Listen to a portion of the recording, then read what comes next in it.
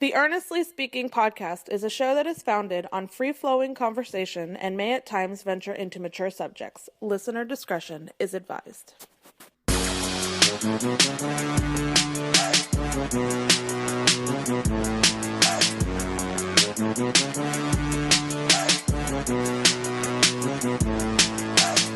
Earnestly podcast coming to you June 15th, 2023. It is Thursday. It is still cloudy. It's going to rain again. It's been raining every day for the last, month now? Kind of annoying. It's cramped my style with to my kids out to playgrounds, other stuff like that, of that nature. But, it is what it is. It's summertime in South Florida. You know how it goes. I will take rain over hurricanes any day of the week and twice on Sunday. So, anyway. This podcast, of course, on all podcast catchers. Spotify, Stitcher, Amazon, Apple Podcasts, you name it. What am I missing? If there's one I'm actually missing, let me know, please, so I can add it to the docket of availability. We want to spread the love here, spread this show among everyone, far and wide, of this Earnestly podcast, and we appreciate it. I'm on Twitter, of course, at EJ Christian 7. YouTube page, of course, especially YouTube page, at youtube.com/@EarnestChristian. Some things to get into today. I want to keep this show kind of simple today. I only got a couple topics I want to get into. Got a couple of questions a week. I want to read off on the show. Do another top 5 here as we close out the NBA season, of course. And my issues with media this year. I got a couple things. I got to take the media to task in general, not just sports media, but also political media. All that, and the Mets. The Mets are they won last night. Thank God, against the Yankees, albeit a walk off by Brandon Nimmo, but. Yeah, the Nets are a frustration for me. Let me get to this first, because today's episode is called Daily Glucose. And the reason I called that because, folks, you guys know, a couple months ago on the show, I revealed, you go back to one of the March episodes, I think it's called I Am Type 2. But a couple months ago, I revealed that I was officially diagnosed with type 2 diabetes. And I've since then been it's been hard. And obviously, I'm not perfect, but I've been really stressing, trying to stay healthy, eating healthier as much as I can, not drinking more sugary stuff, and just lifestyle changes, of course. And it's been challenging, and one of the things you got to do to check, when you check your, you check your sugar and you check all this stuff. You guys know I hate needles as it is anyway, but, I've always been grossed out by seeing people who are diabetic, like for example, my mother-in-law is diabetic, so I've for years watched her prick her fingers to take her blood out and see where her blood sugar was at the time, and to me it was always foreign to me because I never want to be that person. But yet I've been doing that for the last couple months now because this is the way to see where you're at. To the point I've gotten used to it now. I don't like doing it. I hate needles again, but at the same time, it is what it is, and you just do what you got to do. And then I learned recently about the little sensors you can wear on your arm to monitor glucose. Now, at the time, before I tried it, to me, when I saw that, to me, this mentally speaking, it always looked like, oh my God, this is not for me because, to me, it feels like you're compromised, you're dying, and that kind of thing. And, my image of diabetes prior to actually getting it, was very narrow and very close-minded and whatnot. But all of a sudden now you have friends of mine who are even in fantastic shape, who don't even have diabetes, who actually are just, health is perfect. I mean, close to perfect as it can be. I got one good friend of mine, actually, whose health is perfect. But he has one, too. And the reason he has the censor, is because he wants information. He wants to gather information because he's obsessed with health now. He's obsessed with taking care of his health and being in the best health possible. And even if information is going to help him monitor his sugar and all that, he has no threat of even being in that picture of being diabetic. And so I actually, one of my friends, a customer of mine at work, actually sent him and I, my friend and I, he's type 1 diabetic apparently, and but he can't use that machine, the sensor. It's called free Libre 2. So he gave one box to me, one box to him to see if he would like it. I waited a couple weeks before I started doing it because number one, I wanted to exhaust my my other thing, the pricking the finger thing. I wanted to exhaust those first, although I never really finished it. But also, I'll be honest with you, I was kind of worried and scared to use it on my arm because I figured by putting it in your arm, it'll prick your your arm every so often you check it to censor, and it's like I don't want to keep having a needle going to my arm all the time because again the idea of needles for me is this: I just can't stand needles. I don't like needles. I don't like pills. I don't like needles. Pills I understand you gotta take because whether or not it's supplements or whatever it may be, but I'd rather be taking pills to get better than taking needles for insulin. And thank God I don't need insulin. Thank God. I've started after weeks upon weeks of having this box sitting in my kitchen for the last 3 weeks. I finally put on the censor on Monday night. I did it pretty much after the Heat Nuggets finals finished up. And first off, when my wife put it in on my arm, I didn't even feel anything. Like, is it done yet? He goes, yeah, it's in. I go, I didn't feel a thing. And I got to tell you, man, in the last 3 days since I put it in my arm, I have been obsessed with tracking my blood sugar. Obsessed. I check this thing pretty much every hour or 2 hours just because I can. It's a 14-day sensor, so obviously you stay on for 14 days and then you take it out after, and then you put another one in there. The only issue I have with this going forward is that the damn thing's $80. So I'm basically will be spending $160 a month just to have this thing in my arm. If I decide to, actually no, I'm sorry, it's $2 in the box, so $80 a month to have this thing, access this thing, which is fine. Whereas the pricking a finger is only going to cost you $30 or $20, whatever. How much? That's $20 for that for the 30 sticks. But the difference between that and this is that this you can literally track your blood sugar minute to minute, hour to hour, the whole thing. So I'm obsessed now. I scan this thing because I want to exhaust as much as I can. I want all information.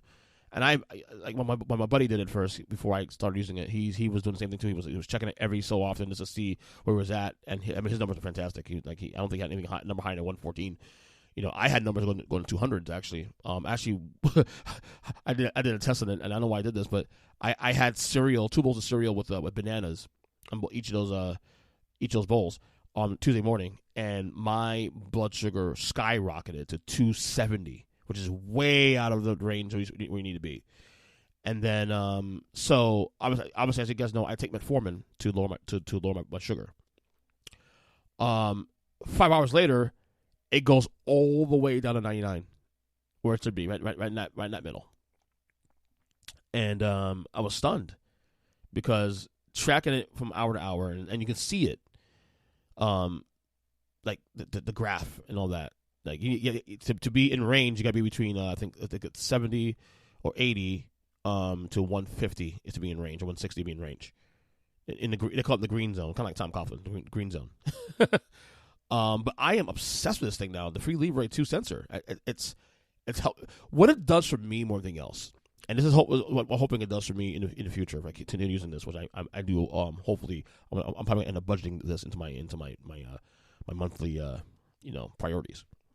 Is it allows me to be accountable. Like if I see a massive spike, if I have bread or something of that nature that's not really good for you, and obviously you'll get a jump. How big the jump though is the question. If I hold myself, this thing's gonna hold me accountable. And I think that's the big victory here for me for this. Is that now that I see where my diet's going, now I see where my food's going, and I know what's bad for me, it's going to help me decipher how much to eat, what to eat, that kind of thing. Because this is the first clue of where you are, where you should be health-wise. But this is going to help mentally, especially where I'm at. So I'm obsessed with this thing. I'm obsessed with this sensor. I want to. My wife and I already spoke about this. Maybe try to make this keep this in the house for me. Making this part of our budget. Obviously, it's a little pricey. It's $80. I saw for a box. You get 2 boxes. Obviously, you use it for 2 weeks, and then you replace the censor, do another one for 2 weeks. So obviously, it'll be a monthly thing, but it's probably gonna be beneficial for me, especially to do this, because if I'm going to try to get healthy and continue to on this journey of getting better. Because again, type 2 diabetes can be reversed. It can be with good dieting and exercise and all that. Like yesterday, when I had a bagel in the morning, and I knew obviously bagels was going to spike my sugar. But what I did to avoid the spike to be as big is I went for a walk immediately after I ate it. I went for like a 10, 15-minute walk, brisk walk outside. And because they always say if you're going to eat, especially high carb things, make sure you walk it up. Make sure you walk immediately after that, so you can offset the spike. Because by walking, it does offset the spike. And it did do that. Like, it still went up pretty high, but it wasn't as high because of what I ate, obviously. But at the same time, it did help in offsetting anything that could be, I guess, massive or catastrophic for that matter. So yeah, I'm obsessed with this damn thing. This is awesome. I'm really amazed at this thing. And again, science is awesome. Science is awesome. So I just guys know how I feel on that going forward. Okay, so let's get to some of the things here I want to talk about. I want to get the questions of the week here. Question of the week. We brought that back this week on the. By the way, if you are on Facebook, for example, and you have not joined the Earnestly Speaking community, you can do so. Just send me requests in there on my Facebook page. I'll bring you in there. We have a lot of nice discussions on sports and the whole nine and all that. But the questions of the week on there was stated as follows. It's obviously, the finals are over. I mean, the season is now come to end. We still have the draft next week. We still have free agency coming up the week after that. So the NBA turnaround from one year to the next is pretty quick and pretty rapid, and I love it. So question of the week is this. With Nikola Jokic winning his first ever NBA title and finals MVP alongside 2 MVPs the last 2 years, where do you rank him all time and why? This is obviously the discussion. His Jokic's legacy, and we discussed it on the podcast the last episode with the degenerate himself, Zach. We had a discussion on this on the show about where we all rank him. I told you guys I had him, definitely my top 25, probably my top 20 as well. In terms of centers, probably closer to 6 or 7. We'll see where that goes, but he has a lot of time to change the narrative on that, especially too. It's a fluid, and I think his legacy talk is a fluid conversation. He can go back down again if he doesn't win again, or he craters, which I don't see that happening though, because this guy's special.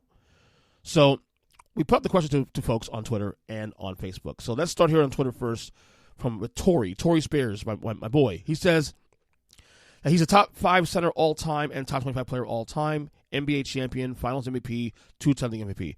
First player ever to lead playoffs in points, rebounds, assists. First player ever to win a 30-20-10 playoff game. Recognize greatness. I love the response. He's right. The only thing, I think when I played him on that, I told him the only thing right to hold him back from being, even to me, saying a top 5 for me personally, center all time, is the sample size. It has to grow. The more it grows, the better for him.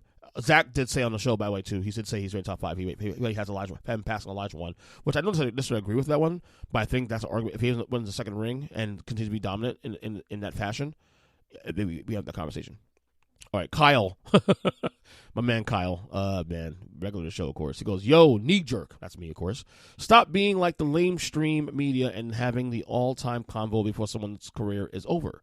We don't know where he ranks because we haven't seen what he might still achieve or fall short of his starters coming back next year. Hashtag he hates hot takes. Hashtag tool time. Said knock on me, of course. I actually, part of the reason why I didn't put him in my top 5 is because exactly what Kyle just said. He needs time to to grow. I don't think it's wrong to have the conversation, though. Okay, so it's okay because we forget he's actually 8, I think maybe 9 years in his career now. So it's not like he's some like young guy that won in his 3rd year. This is the year number 8 or 9, I believe, now of his career. Now, granted, he become a starter like 2-3 days later, but still. The fact that we're having conversations about him, and it's not he's not like this young guy either. He's 28 years old. I mean, he's not old either, but he's in his prime. We've had conversations about other players for a long time about their legacies at this age, at this time in their career, all time LeBron, Jordan, you name it. So I don't think Jokic. I don't think Jokic should get penalized for that. I think a large part of the problem is that Jokic, unless you're a diehard NBA fan like myself, you probably didn't know how good this guy was until the last year or two. And probably this year. Because Denver was on the first round last year as well. Okay, you might saw him in the bubble 2-3 years ago when they went to the finals, conference finals against LA. But again, the bubbles Raiders were not great. But, in terms of, Jokic being in the mainstream, he's not very flashy. His personality is very, very meh. So, unless you're a diehard, like who I watched this kid play for years, you probably don't know how good he was. So, it feels fresh to you. So, that's where I stand on that one. All right. Josh comes in. He says, hold on a second. He said he has 1-2 Kareem, 2-1.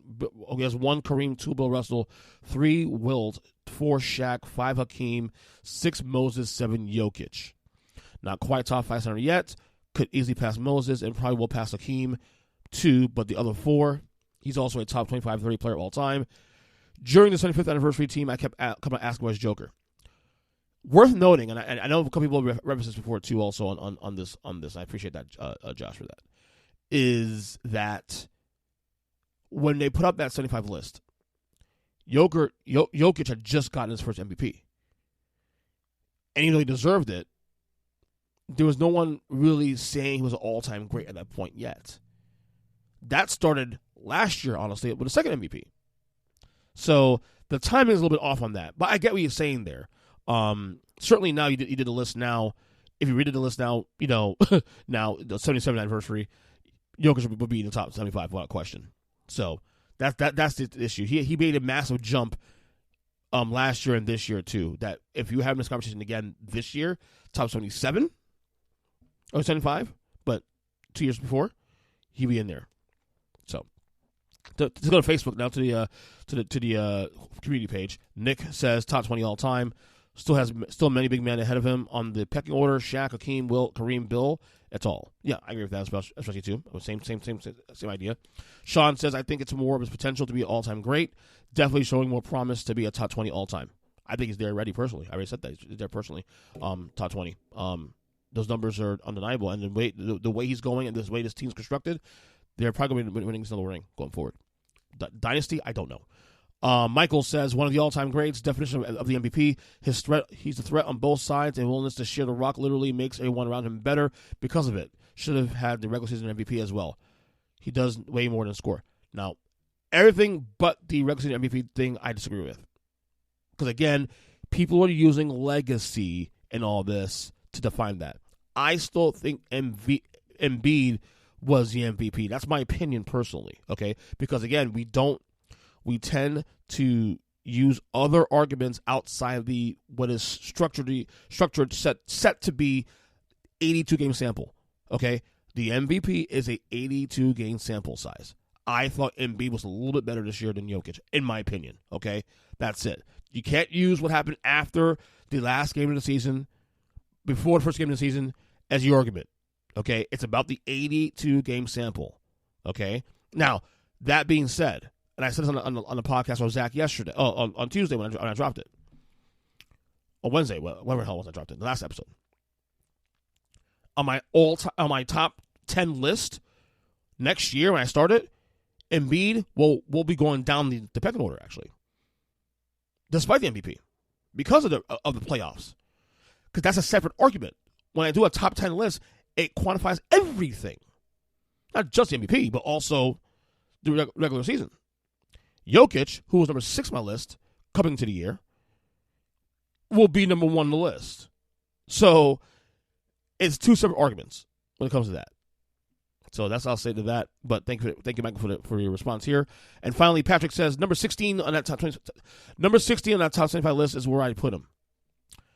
Well, the 75 list didn't really have an order, to be honest with you. I don't think it was an order for that 75 list. I think ESPN did their own separate list with 75 guys, but ranked them. But the actual 75 list was not necessarily an order. But that said, he's top 20 for me. I'm actually putting together a new top 25 list all time. He'll be in my top 20. I don't know where. He'll be between probably 15 and 20. I know my list will be a little controversial because there's guys in that list that people disrespect. I'll talk on that later on that. But yeah, that's where I stand on that. Guys, thank you so much for the your responses to this. We'll keep doing this throughout the summer as we get in our football, because I like this. I like this interaction. Questions a week. I like this interaction with people here on the show. All right, so let's get a little top 5 here. Top 5 I'm gonna do here is, now the season's over, we're gonna do my top 5 NBA players under the most pressure going into next season. I think this is pretty easy, to be honest with you. We'll go 5 to 1 in order. Okay. Number 5 for me is Jimmy Butler, and I say that because he's had a great career in Miami, 2 finals appearances. Last year was actually a 3-point shot from making the 3rd final appearance, but no rings. And he's only pressure. But here's the pressure part. Because we understand that the teams he's had around him, especially this year, 8 seed, not typically the best team around him, help wise. But Jimmy Butler's getting older. Jimmy Butler's 33, turning 34, I believe, when the season starts next year. And I'm not saying he's not going to be a solid player going into his late 30s, mid-30s. But it gets harder to get to this point, and unless the Heat provide him with help, which rumors are they're going to be aggressive, going after a Damian Lillard or a Bradley Beal and that stuff. We'll see how that plays out. But unlike the other guys on this list here on top of my list, the clock's ticking here for him. Okay? Now, that being said, there's always this controversy about, is he a superstar, is he not a superstar? I think he's a superstar, personally, because you can't drag your team to the final like this. They're not even in this position to play for a championship without his heroics early in the playoffs. Let's start there. But Jimmy Butler's number 5 because the clock is ticking for him. Number 4, most pressure going into next year. I combine these two. Yeah, it's lazy, but it makes sense because they play on the same team. That's Kevin Durant and Devin Booker. Because Durant, I believe, needs another ring to kind of throw off the stench of not winning since leaving Golden State. Since he left Golden State, going to Brooklyn, that's been a disaster. He lost, albeit on short notice, in Phoenix this past year. So he needs to win a ring. Devin Booker is now a top 10 player. He went to finals 2 years ago. He's obviously very young, but he needs to win one at some point too also. So I think Booker and KD are under pressure now for Phoenix now as they now rework their roster for the next couple of years. I think the window's actually 2-3 years. Durant, also like Butler, getting older too as well. I'm not saying he's not a top 10 player, he still is, but the injuries are piling up also too. So he's under most pressure as well. Number 3, Luka Doncic. I said this on the podcast a couple episodes back, way back before when the season ended, that Luka Doncic is the honeymoon's over now. His team falling apart this year. Look, he still deserves to be All-NBA first team. Obviously, I had him on my list. He's still a top 5 player in the league. But now it's at the point of his career now where he needs to start winning. Yes. And I think the problem with him too is also because last year he got to conference finals last year with the Dallas Mavericks. Okay, they lose Jalen Brunson. Mark Cuban lets him walk. They bring in Kyrie Irving, and I'm not saying this is Luka's fault, but at some point when you're a top 5 player and you are considered that ilk, you got to start winning consistently as well too.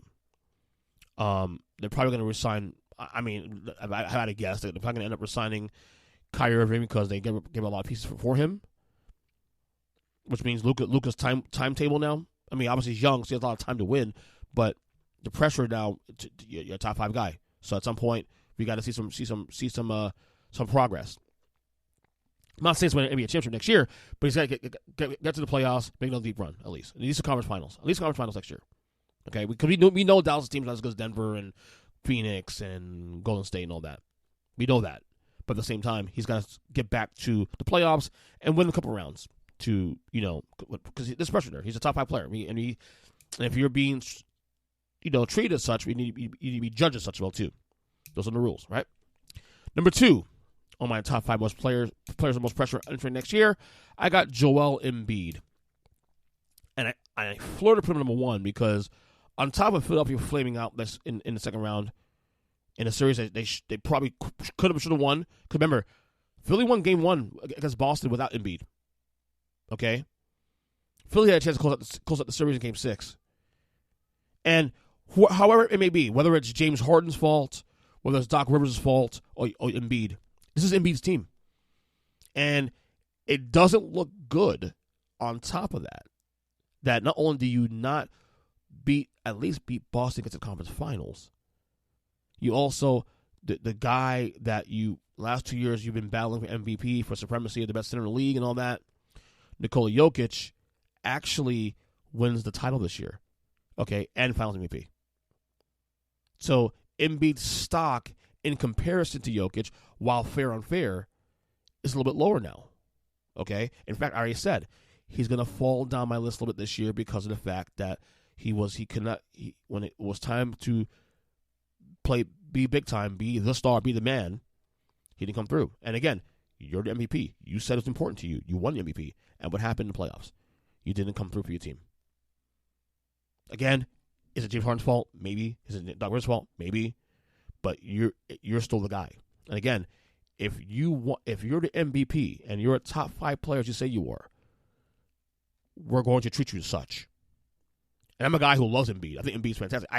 I told you guys I would vote for him MVP not only this year, but last year, for the record. So obviously I think the world in Joel Embiid. But he's got to get past the second round of the playoffs now. Okay? He has a wall. Second round of the playoffs. He's got to get to the conference final at least now. And that's the problem. So Joel Embiid, number 2 on my list. I was going to put number 1, but this guy's number 1 because he's been to the finals one time and a bunch of conference finals and couldn't get the job done. And that is Jason Tatum.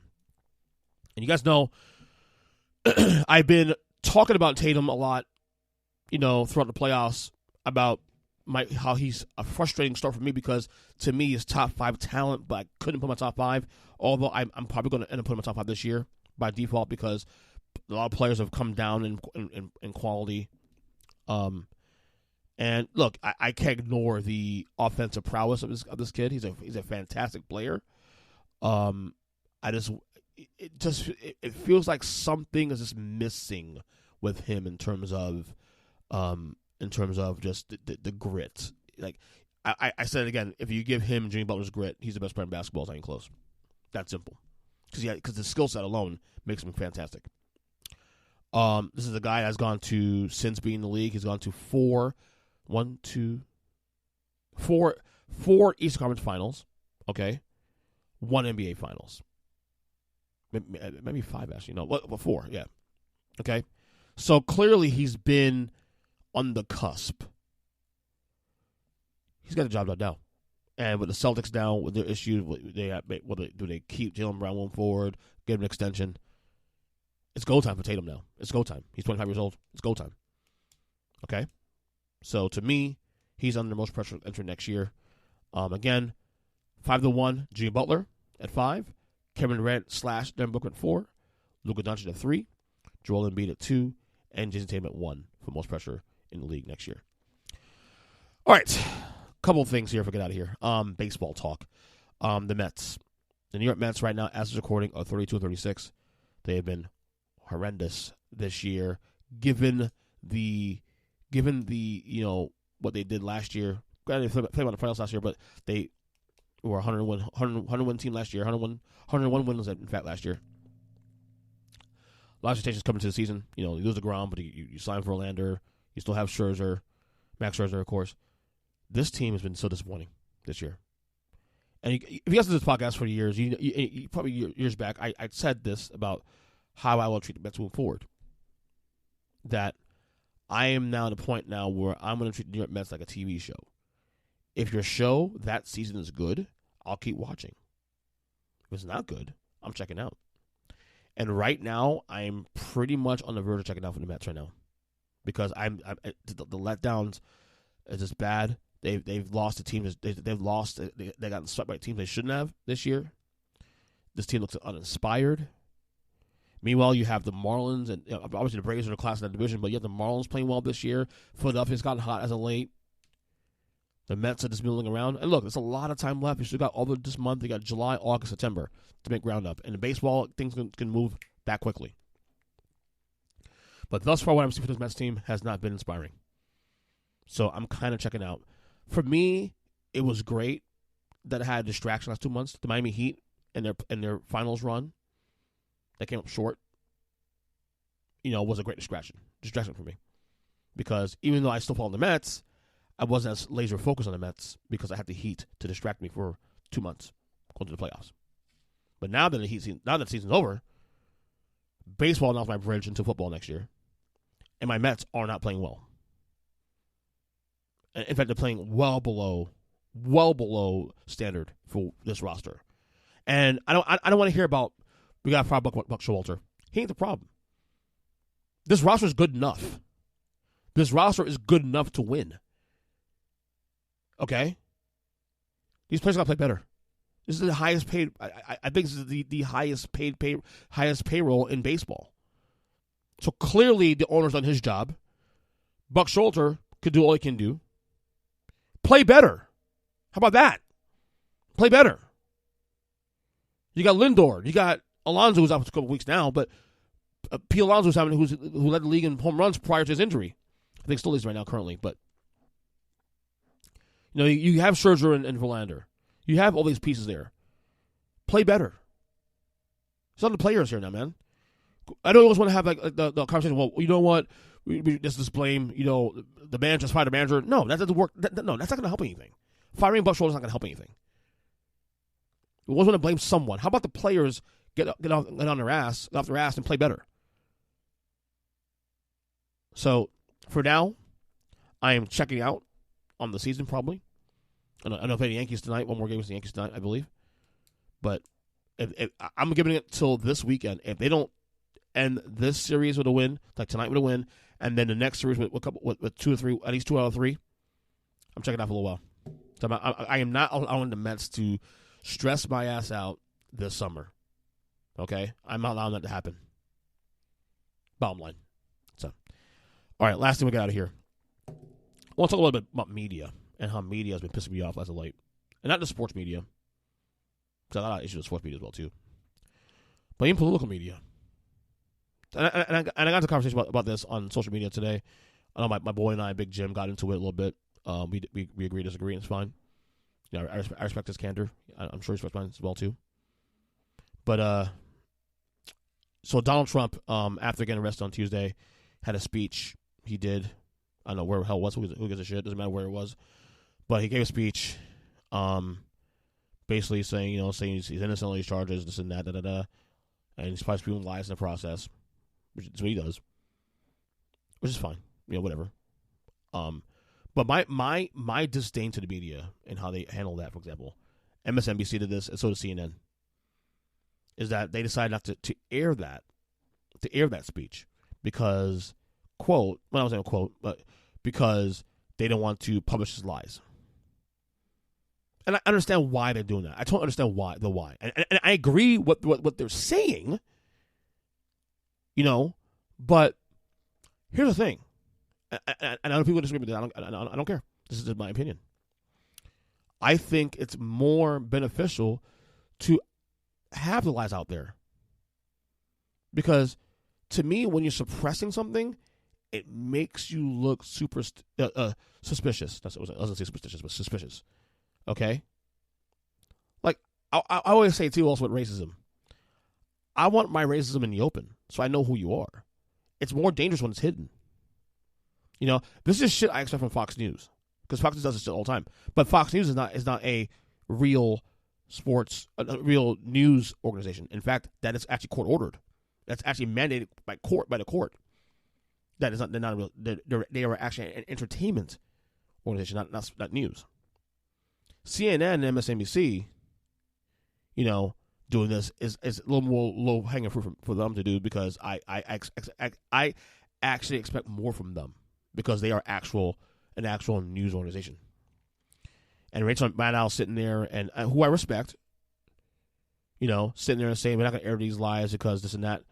Well, who are you to tell us what to listen to? Who are you to dictate what, we can and can't listen to? How about leave the stuff out there? And then if you want to rebut what he said after, go right ahead and do that, okay? And not only that, it'd be one thing if Donald Trump was not running for president right now. If Donald Trump was not running for president, he's just doing all this stuff here, don't air it because it doesn't matter.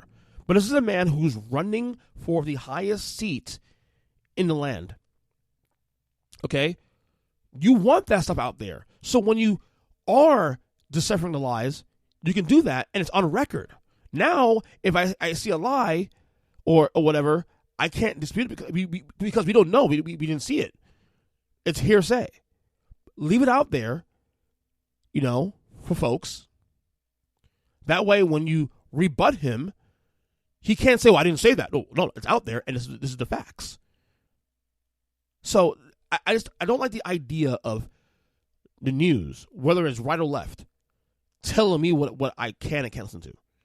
That's a problem, especially when it comes to someone who is running for the highest seat in the land. That's the issue. This is important. This is very important. So that what bothered me. That's one thing about me about media this week. Another thing too also was Nikola Jokic conversation now post finals. As well, listening to KJM, which is Keyshawn Johnson, Jason Williams, and Max Kellerman, their morning show. Listen to the clips of that on ESPN, and I guess the producer got pissed off because he hates the way Jokic is this whole like, I don't care, I'm unassuming, I can't spray my champagne bottle, whatever, I'm family first, that whatever. It bothers him. Who cares? Like, he wants him to care more about the title. That's not for you to decide. Like, if that's who Jokic is, then that's who he is. Why does that have to be flashy and all to make you happy? Well, I want him to care more. No. That's how he is. That's who he is. If that's who he is authentically, leave it alone. Like, why are you criticizing that, of all things? Makes no sense. Well, we should care a little more. Stop. You want him to be to help, whatever that means. I'm just saying, you want him to be flashy and be braggadocious because it doesn't fit your narrative of what a MVP or best player in the league should be. Stop. That's bullshit. It's complete bullshit. So that bothered me.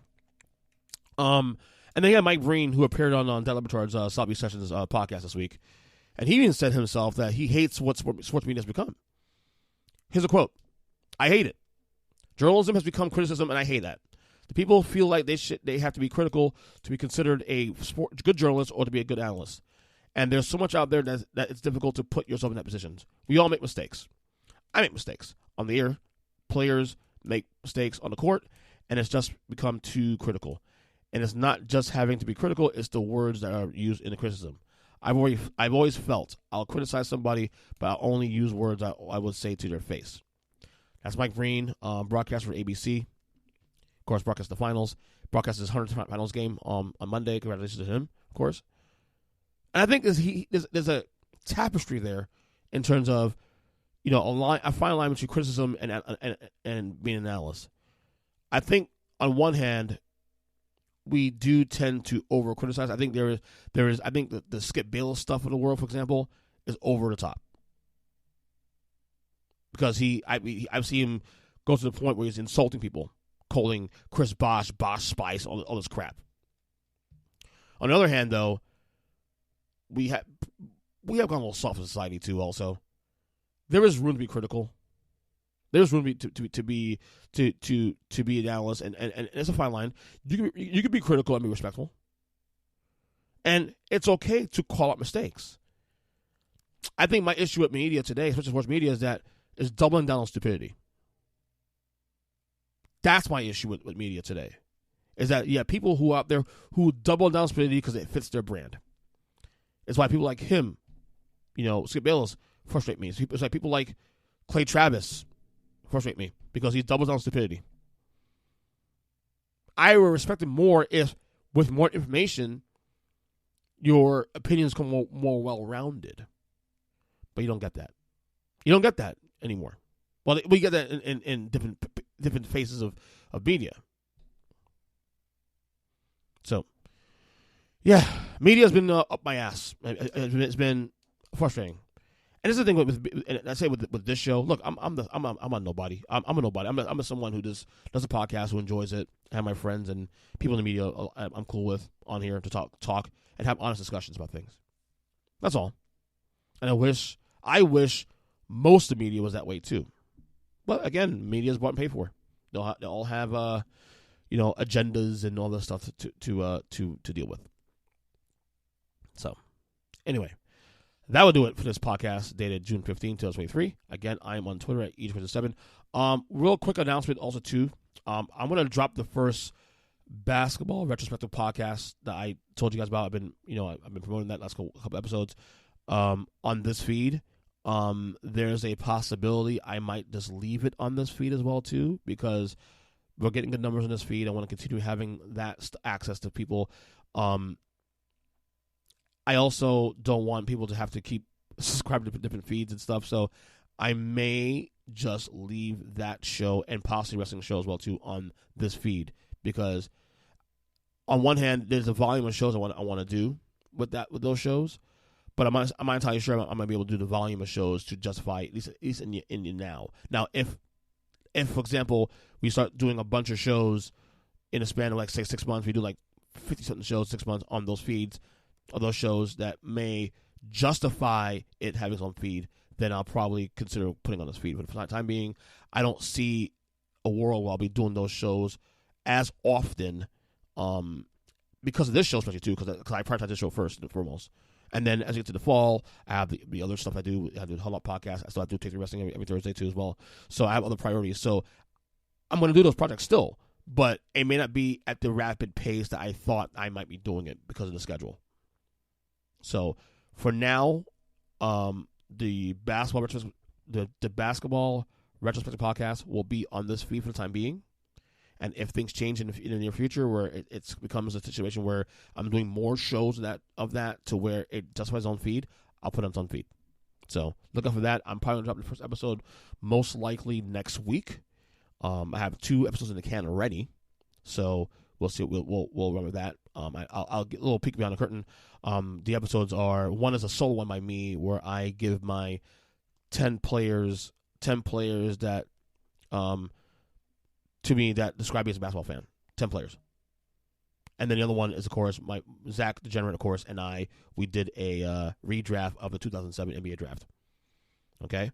I also have a bunch of wrestling retro podcasts I'm going to be putting out very soon too as well, scheduled, which we'll keep on this feed as well too. And like I said, if those shows, those projects end up being something where I do more and more common in the months to come, to where it needs its own space, then we'll introduce that idea going forward.